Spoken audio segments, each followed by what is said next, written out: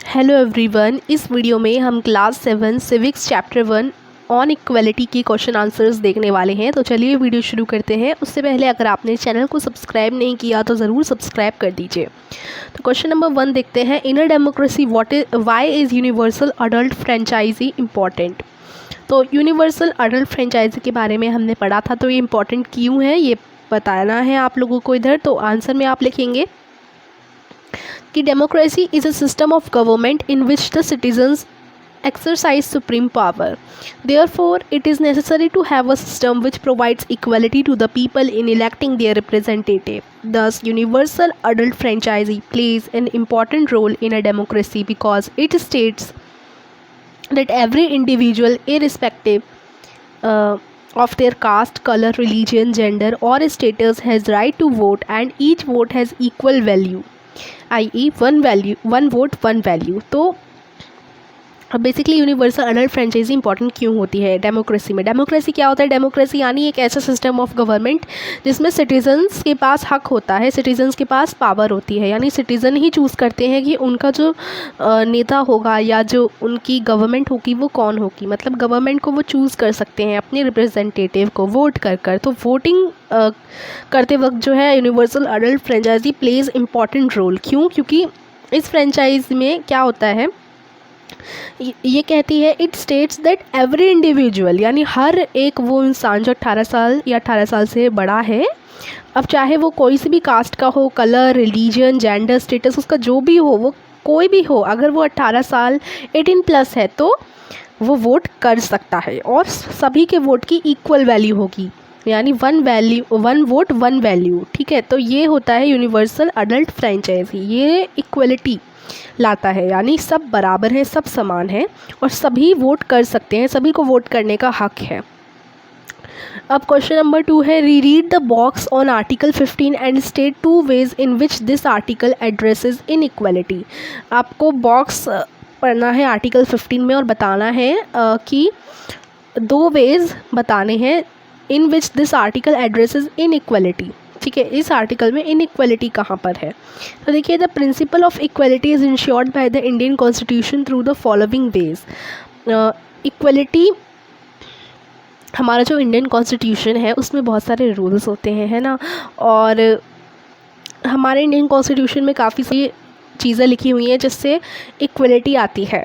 जैसे पहला, no person can be discriminated against on the basis of their religion, race, caste, place of birth और their gender. तो देखिए, question में basically ये पूछा गया है कि आपको बताना है कि आर्टिकल 15 वाला बॉक्स दोबारा से पढ़ना है और बताना है कि हमारा वो आर्टिकल 15 में ऐसे क्या चीज़ लिखी हुई है जिससे इनइक्वालिटी हटती है, इक्वलिटी आती है। तो देखिए, इंडियन कॉन्स्टिट्यूशन में बहुत सारी बातें ऐसी कही गई हैं जो इक्वलिटी लाने वाली हैं। ऐसी कुछ बातें हैं जैसे उसमें लिखा हुआ है कि कोई भी पर्सन अपने religion, race, caste, place of birth, gender के आधार पर डिस्क्रिमिनेटेड नहीं हो सकता, यानी उसके साथ भेदभाव नहीं करना हमें, चाहे वो कोई सी भी कास्ट का हो, कोई सी भी जेंडर हो। Second, every person has access to public places including playground, hotel, shop and market. All person can use publicly available wells, roads and bathing ghats. Untouchability is also abolished under the law, यानी जो law है, जो कानून है, Indian constitution के अंदर कानून होते हैं, कॉन्स्टिट्यूशन यानी हमारा संविधान, तो उसमें ये भी बोला गया है कि हर पर्सन के पास ये अधिकार है कि वो पब्लिक प्लेसेस का यूज़ कर सके, चाहे वो प्लेग्राउंड हो, होटल हो, शॉप हो, मार्केट हो, हर जगह वो जा सकता है, कोई भी इंसान जा सकता है। और जो पब्लिकली अवेलेबल वेल्स हैं, रोड है, बाथिंग घाट है, उनका भी यूज़ कोई भी पर्सन कर सकता है। इसमें भी कोई भेदभाव नहीं होगा, चाहे वो पर्सन कोई सी भी कास्ट से हो, कोई सी भी रिलीजियन से हो, कहीं पे भी उसका जन्म हुआ हो, कोई भी जेंडर हो, कोई भी रेस हो, वो हमें हर चीज़ का यूज़ कर सकता है। जो पब्लिक प्लेसेस हैं उनका भी यूज़ कर सकता है। और जो छुआछूत हुआ करती थी पहले, यानी अछूत जो माना जाता था, ये सब भी नहीं होगा अंडर द लॉ। ठीक है, फिर क्वेश्चन नंबर 3 है, in what ways was Om Prakash Valmiki's experience similar to the Ansaris. यानी ओम प्रकाश वाल्मीकि जी का जो एक्सपीरियंस था वो अंसारीज के एक्सपीरियंस से कैसे सिमिलर था। तो देखिए, ये जो क्वेश्चन है, ये बुक का जो चैप्टर है ना, हमारा चैप्टर नंबर 1 ऑन इक्वलिटी, ये चैप्टर है, इसकी एक्सप्लेनेशन वीडियो मैंने ऑलरेडी बना रखी है, उसकी लिंक मैं आपको दे दूँगी डिस्क्रिप्शन में, क्योंकि इसमें जो क्वेश्चन आ रहे हैं ना वो क्वेश्चन है चैप्टर से रिलेटेड। तो अगर आपने अच्छे से अभी तक चैप्टर समझा नहीं होगा तो आपको क्वेश्चन भी समझ नहीं आएंगे। तो इसलिए जल्दी से डिस्क्रिप्शन में जाकर चैप्टर नंबर 1 देख लीजिए। मैं डिस्क्रिप्शन में लिंक दे दूँगी एक्सप्लेनेशन वीडियो की। अगर आप उस वीडियो को देख लोगे तो आपको समझ आ जाएगा कि ये क्वेश्चन क्या कह रहा है।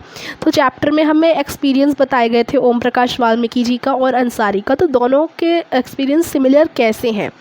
तो देखिए, both Om Prakash Valmiki and the Ansaris were being discriminated on the ground of their caste and religion. In both cases the dignity was violated. Om Prakash यहाँ पर क्या बोला गया है कि ओम प्रकाश वाल्मीकि और अंसारी दोनों के साथ ही भेदभाव किया गया था उनके कास्ट और रिलीजन को लेकर। बोथ केसेस में उनकी जो आत्म सम्मान था वो उसको कहीं ना कहीं ठेस पहुंची थी। जो ओम प्रकाश वाल्मीकि थे उनसे स्कूल के ग्राउंड स्वीप करवाए गए थे, साफ़ करवाए गए थे and look down upon by his principal and school teacher on. तो ओम प्रकाश वाल्मीकि से पूरा जो स्कूल था वो साफ़ करवाया गया था और उनके प्रिंसिपल और टीचर भी ऐसे उनके साथ कर रहे थे, उनके साथ भेदभाव हो रहा था। दूसरे तरफ the people were not ready to leave their apartment to Ansaris. Both Valmiki and the Ansaris were treated unequally in the society even though constitutionally everyone is equal। तो देखिए, संविधान में तो लिखा है कि हर कोई समान है, लेकिन अभी भी कहीं ना कहीं ऐसा रूल को फॉलो नहीं किया जाता, यानी इसको नहीं माना जाता। क्योंकि अभी हमने जो एक्सपीरियंस देखा ओम प्रकाश वाल्मीकि का, क्योंकि उनकी कास्ट अलग थी, उनके रिलीजन अलग था, तो उसके बेसिस पर उनके साथ भेदभाव किया गया। और जो अंसारीज थे उन्हें कोई अपार्टमेंट नहीं दे रहा था क्योंकि वो कास्ट उनकी सेम नहीं थी, अलग थी। ठीक है, तो वाल्मीकि और अंसारी दोनों को ही अनइक्वली ट्रीट किया गया है सोसाइटी में, जबकि संविधान में तो कहा गया है कि हर कोई समान है।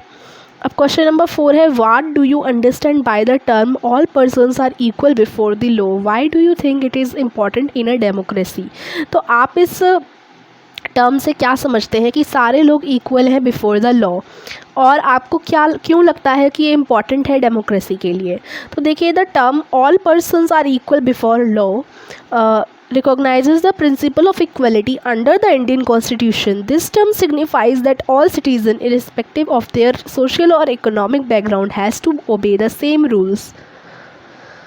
No person shall be discriminated in the eyes of the laws on the ground of race, religion, caste or whether they are male or female। तो देखिए, जो टर्म है all persons are equal before the law, इसका क्या मतलब है कि law के बिफोर सारे पीपल इक्वल है। देखिए, इसका बेसिकली यही मतलब है कि जो हमारी इक्वलिटी है उससे रिलेटेड इसका मतलब है the principle of equality under the Indian constitution. ये जो टर्म है वो बताता है कि सारे सिटीज़न, चाहे उनका इकोनॉमिक सोशल बैकग्राउंड जो भी हो, वो सेम वो सब समान है। ठीक है, उन्हें सेम कानून फॉलो करने हैं। कोई भी पर्सन को आप ऐसे नहीं कह सकते कि वो अलग कास्ट का है या अलग उसका रिलीजन है तो उसे जॉब नहीं मिलेगी या कुछ भी, उसे स्कूल में एडमिशन नहीं मिलेगा या वो हम लोगों के साथ बैठ नहीं सकता। ऐसा कुछ नहीं करना है, सारे लोग समान हैं, यानी all persons are equal before the law. कानून की नज़रों में सब समान है। This provision promotes equality in the democracy, और ये जो है इक्वलिटी को प्रमोट करता है। It gives strength to a democracy in a sense all citizens are treated equally and are provided with equal opportunity and dignity. तो ये democracy में काफ़ी इंपॉर्टेंट है, क्योंकि सारे सिटीज़न अगर ट्रीट किए जाएंगे इक्वली तो सभी को इक्वल अपॉर्चुनिटी मिलेगी। ठीक है, और इक्वल डिग्निटी मिलेगी। उसके बाद हमारा क्वेश्चन नंबर 5 है, the government of India passed the disabilities act in 1995। This law state that person with disabilities have equal rights and that the government should make possible there full participation in society. The government has to provide free education and integrate children with disabilities into mainstream school. This law also states that all public places including buildings, schools, etc. should be accessible and provided with ramps. तो जो government है India की, उसने disabilities act 1995 में पास किया था। इस law के अंदर, इस कानून के अंदर ये बताया गया है कि जो दिव्यांगजन लोग हैं, यानी जिनके अंदर कोई ना कोई खराबी होती है या डिसेबिलिटी होती है, तो उनके भी इक्वली राइट है, उन्हें भी समान ही अधिकार है। और गवर्नमेंट ये भी पॉसिबल कर रही है कि फुल पार्टिसिपेशन मिले, यानी उनके लिए सब कुछ अवेलेबल हो। फ्री एजुकेशन प्रोवाइड करवाई गवर्नमेंट ने एंड स्कूल्स उनके लिए। और ये इस कानून के अंदर ये भी आता है कि सारे जो पब्लिक प्लेसेस हैं, बिल्डिंग, स्कूल एक्सेट्रा, ये भी पर्सन विद डिसेबिलिटीज़ जो है वो एक्सेस कर सकते हैं।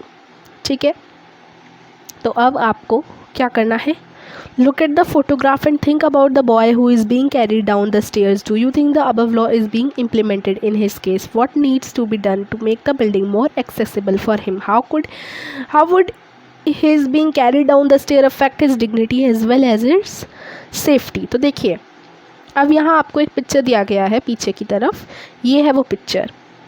अब यहाँ आप देख पा रहे हैं कि ये देखिए, ये दिव्यांगजन है, यानी इसके व्हील चेयर पर है ये, है ना, इसे कोई ना कोई डिसेबिलिटी है इसके अंदर, तो ये स्टेयर से उतर नहीं पाएगा। तो इसे उतारने के लिए लोग हैं जो इसे उतारने में मदद कर रहे हैं। या उस फोटोग्राफ को देखकर आप कह सकते हैं कि उसमें ये वाला जो कानून है वो लग रहा है, लागू हो रहा है, क्योंकि देखिए वहाँ सीढ़ियाँ हैं और इस वजह से उसकी सेफ्टी पर भी असर पड़ रहा है। उसे इस तरीके से स्टेयर से उतारा जा रहा है तो उसे थोड़ा स्पेशल फील हो रहा है, मतलब उसके लिए क्या हो रहा है, उसकी सेफ्टी पर भी क्या पड़ रहा है, इफ़ेक्ट पड़ रहा है ना। तो अगर हम देखें तो इस बिल्डिंग को किस तरीके से चेंज करना चाहिए, क्या चेंजेस लाने चाहिए, ठीक है, उस बिल्डिंग में क्या चेंजेस लाने चाहिए जिससे वो मोर एक्सेसिबल हो जाए उस लड़के के लिए, जिससे वो इजीली आ सके, इस तरीके से उसे उठाना ना पड़े और उसकी सेफ्टी पर भी कोई अफेक्ट ना हो और ना ही डिग्निटी पर। तो सबसे पहले तो यही पूछा गया है कि क्या जो एक्ट है, डिसेबिलिटीज़ एक्ट, जो 1995 में गवर्नमेंट ने लाया था, वो इधर इम्प्लीमेंट हो रहा है। तो नो, ये act is not being implemented in this case, है ना, ये नहीं हो रहा। According to the disabilities act, it is mandatory for all the public buildings, primary health centres to provide ramps for easy access to the people with disabilities. अब उस law में ये भी था कि प्रोवाइडेड विद रैम्प्स, ये वाली line भी थी कि रैम्प भी प्रोवाइड किए जाएंगे जिससे उनके लिए ईजी हो जाए, लेकिन इधर ऐसा कुछ नहीं हो रहा है। जितने भी पब्लिक प्लेसेस हैं, जितनी भी पब्लिक बिल्डिंग्स हैं और हेल्थ सेंटर्स हैं, वो रैम्प्स प्रोवाइड करवाएंगे, लेकिन यहाँ ऐसा नहीं है।